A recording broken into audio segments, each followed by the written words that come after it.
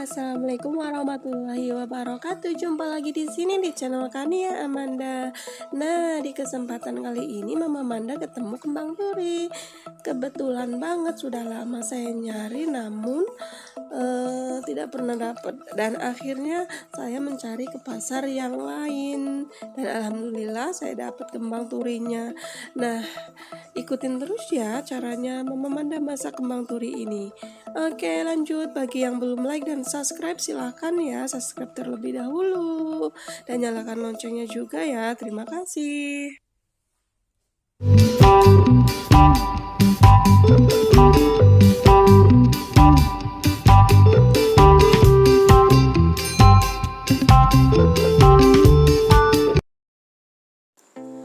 Nah, ini dia bahan utamanya adalah kembang turi.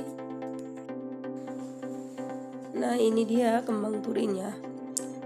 Ini lumayan mahal juga di sini ya. Ternyata 1 kilo itu 40.000. Padahal jika di kampung itu bisa panen sendiri ya, karena di samping rumah ada kembang turi.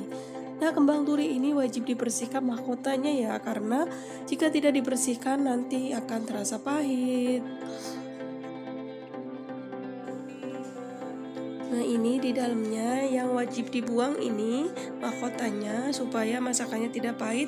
Ya, ini dia yang wajib dibuang ya. Setelah itu lanjut aja cuci dan masak. Oke.